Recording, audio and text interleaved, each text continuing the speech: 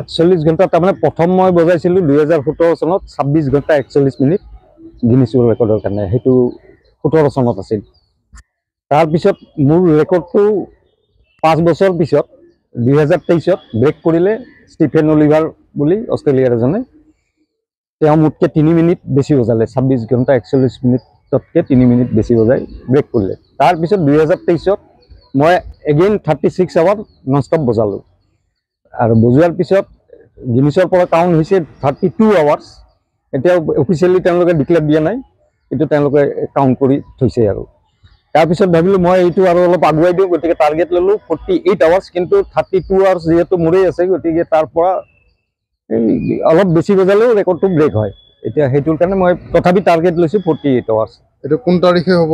এইটো 31 জানুৱাৰী আপোনাৰ Geetanagar high school playground যোনখন আছে খেলপথাৰ, তাত সন্ধিয়া 6টাৰ পৰা ষ্টাৰ্ট কৰিম। আৰু এইটো গোটেই চিষ্টেমটো কিমান প্ৰত্যাহ্বান, কিমান কঠিন কাম আপুনিতো আগতে কৰি পাইছে, চ' কেনেকুৱা ধৰণৰ এইটো হেৰি হয়? কঠিন মানে ইয়াত এতিয়া গান ৰিপিট কৰিব নিদিয়ে, যিহেতু গান ৰিপিট কৰিব নিদিয়ে। প্ৰথমবাৰ বজাইছিলোঁ 800 গান, তাৰপিছতবাৰ বজাইছিলোঁ 1200 গান, এইবাৰ 1500 গান লৈছোঁ।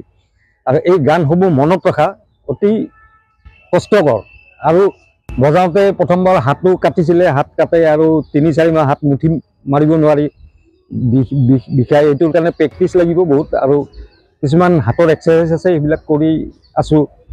এতিয়া হাত কষ্টকৰ বস্তুটো বহুতখিনি।